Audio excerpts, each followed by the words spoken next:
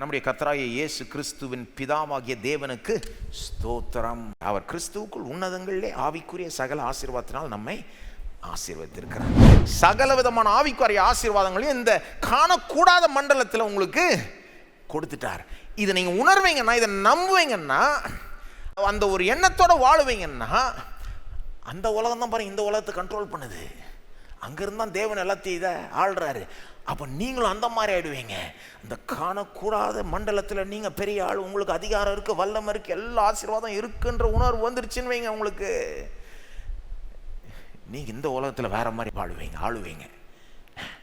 எதை கண்டும் பெருசாக பயப்பட மாட்டீங்க. ஏன்னா அந்த உலகத்தில் நீங்கள் ரொம்ப பெரிய ஆள். என்னங்க அதுதான் சொல்ல வர்றார். உன்னதங்களிலே சகல விதமான ஆசீர்வாதம், ஆவிக்குரிய ஆசீர்வாதத்தினால் கிறிஸ்துவுக்குள் நம்மளை ஆசீர்வதித்திருக்கிறார்.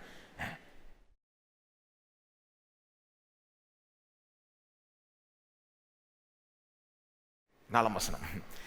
அப்போ இதை பொதுவாக சொல்லிட்டு அப்புறம் குறிப்பான சில ஆசீர்வாதங்களுக்குள்ளே போகிறார். இதை கொஞ்சம் லேசாக பார்ப்போம். குறிப்பான 1-2 ஆசீர்வாதங்கள். இப்போ எல்லா ஆசீர்வாதத்தினாலும் நம்மளை நிரப்பிட்டாரு, கொடுத்துட்டாரு. உன்னதங்களில் கணக்கு தெரியாத உலகத்தில் நம்மளை பெரிய ஆளாக்கி விட்டாரு. அங்கே பேங்க் அக்கௌண்ட் பேலன்ஸ் உண்மையிலே லட்சக்கணக்கான கோடியில் தான் இருக்குது. எல்லா ஆவிக்குரிய ஆசீர்வாதத்தினாலையும் ஆசீர்வதிச்சிட்டாரு. அங்கே நம்ம ரொம்ப பெரிய ஆட்கள், வல்லமை, அதிகாரம் நமக்கு இருக்கு.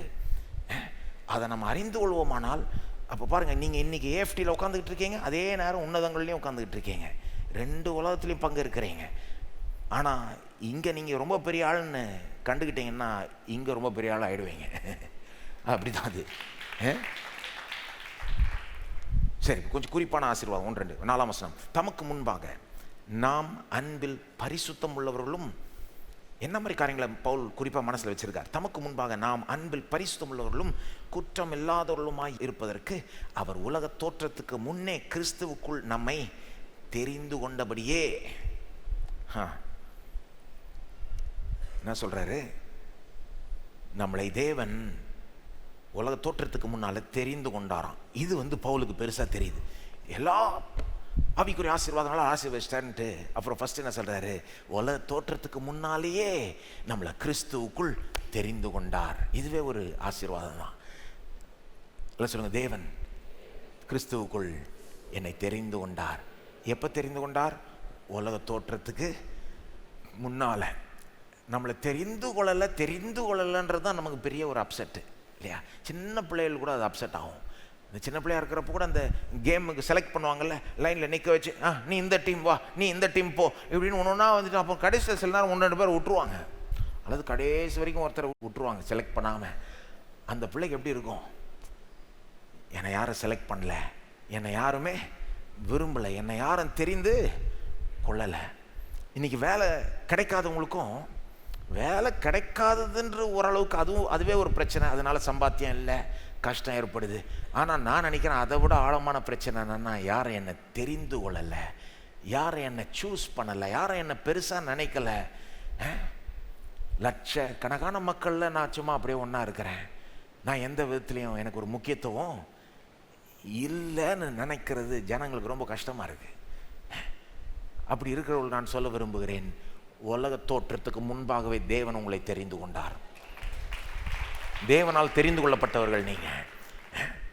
அப்போ நம்ம உலகத்தில் நம்மளை சிலர் புறக்கணிக்கிறாங்க, கண்டுக்காம விடுறாங்க, நம்மளை எல்லாரோட ஒன்றா அப்படியே விட்டுறாங்க, நமக்கு முக்கியத்துவம் கொடுக்கலன்றதை நம்ம பெருசாக எடுத்துக்கிறோம்னா அதனுடைய அர்த்தம் நம்ம இதை பெருசாக எடுத்துக்கலன்னு அர்த்தம். உலக தோற்றத்துக்கு முன்னால தேவாதி தேவன் என்னை தெரிந்து கொண்டார். இந்த உலகத்தில் என்னை யார் என்ன பண்ணா? தேவன் என்னை தெரிந்து கொண்டார். தேவன் என்னை தெரிந்து கொண்டார் அப்படின்னு என்ன அர்த்தம்? உலகத்தை சிருஷ்டிக்கிறதுக்கு முன்னாலே என்னை பற்றி நினைச்சு பார்த்தார், நம்மளை பற்றி நினைச்சு பார்த்தார், அவருடைய மனதில் நினைச்சு பார்த்தார்ன்றது மட்டும் இல்லை, நம்மளை தெரிந்து கொண்டார். எப்படி தெரிந்து கொண்டார்? கிறிஸ்துவுக்குள் தெரிந்து கொண்டார். சொல்லுங்க, கிறிஸ்துவுக்குள் தெரிந்து கொண்டார். அப்படின்னா என்ன அர்த்தம்னா, அவருடைய மனதில் கிறிஸ்துவுக்குன்னு அப்பவே நம்மளை செலக்ட் பண்ணிட்டாராம். கிறிஸ்துவுக்குன்னு அப்பவே நம்மளை, எப்போ நாம பிறக்கிறதுக்கு முன்னால, உலகம் உண்டாகிறதுக்கு முன்னாலே நம்மளை செலக்ட் பண்றாரு. இது எப்படி இருக்குன்னா,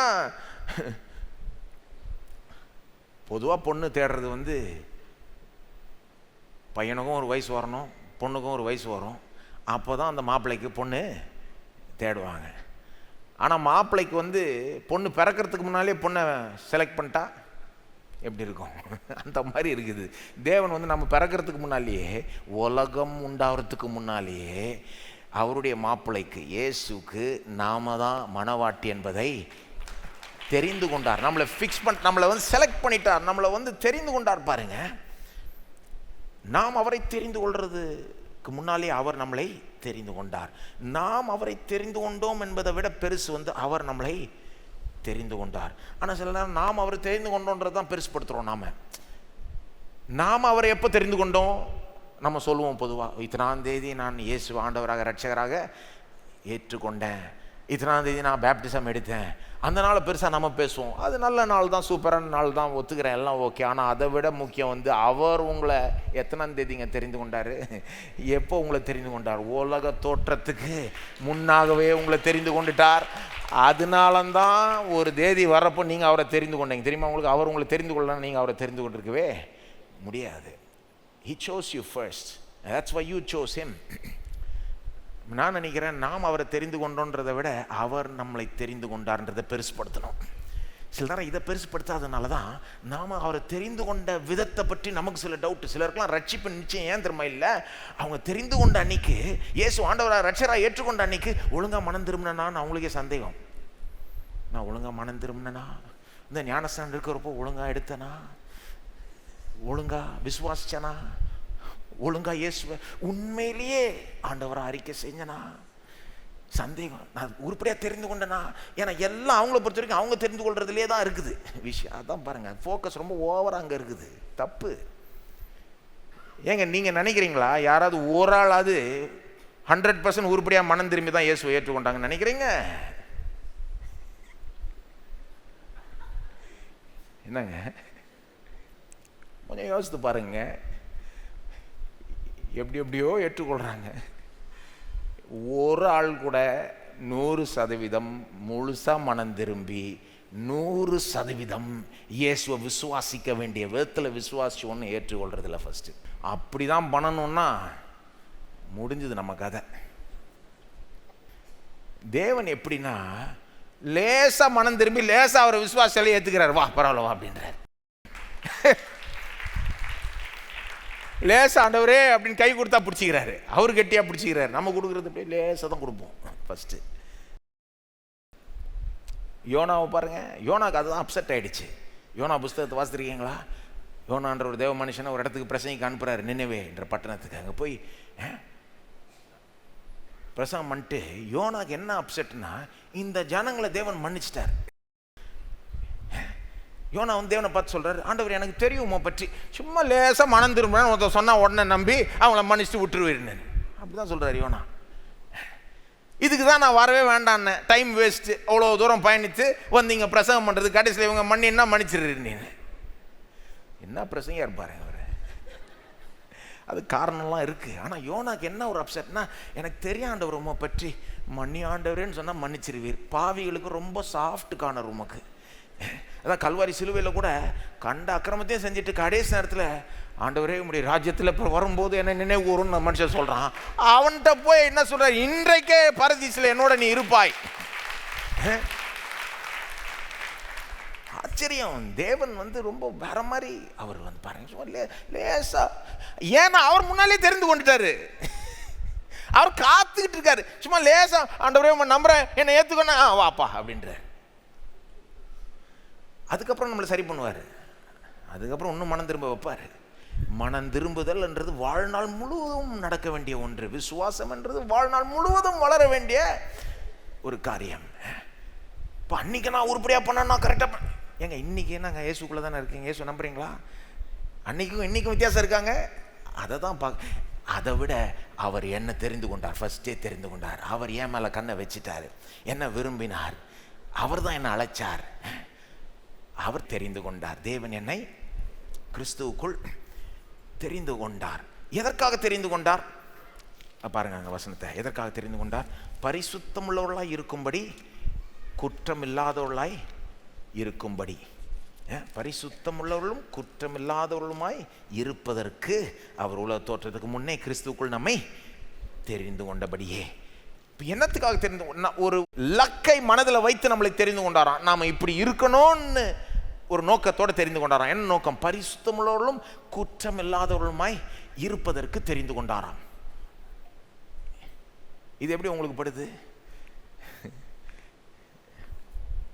அப்போ நம்மளை தெரிந்து கொண்டான்றது ரொம்ப ஸ்பெஷலாக இருக்குது. ஆனால் இதை பார்த்தோன்னே சிலருக்கு என்னங்க இதுக்கு தான் தெரிந்து கொண்டாரா?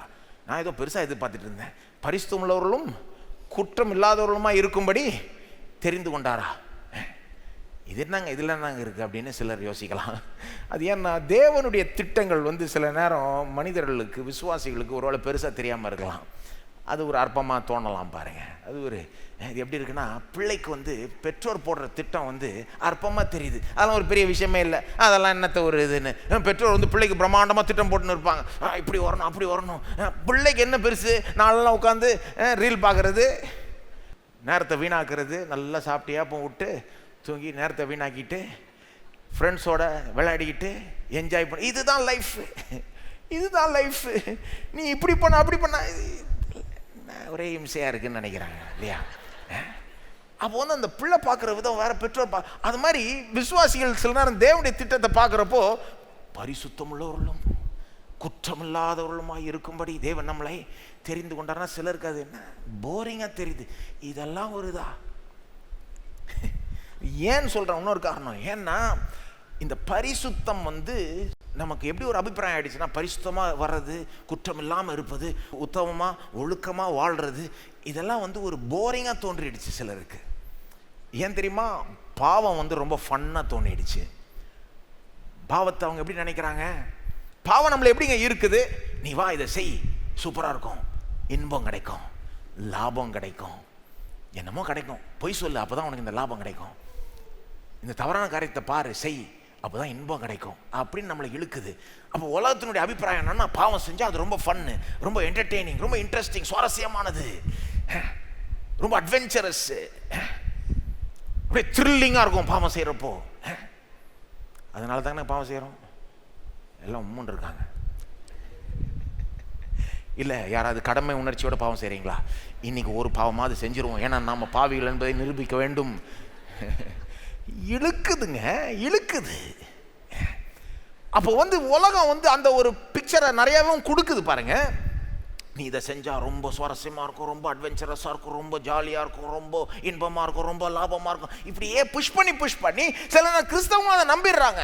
ஓ ஆமாம் அதுதான் ரொம்ப ஃபன் இல்லை, ரொம்ப சரி அதெல்லாம் விட்டு கொடுக்க வேண்டியதாக இருக்குது. இந்த பரிசுத்தம்ன்றது ரொம்ப போரிங், சுவாரஸ்யமே இல்லை. இதில் குற்றம் இல்லாமல் ஒழுக்கமாக உத்தமமாக வாழ்கிறது ரொம்ப, அதில் ஃபன்னே இல்லை, ஒரு த்ரில்லே இல்லை, இப்படி நடிச்சிட்டு இருக்காங்க. தவறுங்க, பொய். அது பிசாசுனுடைய ஒரு பொய். நான் சொல்கிறேன், நான் கேட்குறேன், இயேசு பரிசுத்தமாக குற்றம் இல்லாத வாழ்ந்த ஒரே நபர் யாரு? இயேசு. 100க்கு 100. அவர் என்ன போரிங் லைஃப் வாழ்ந்தாரா?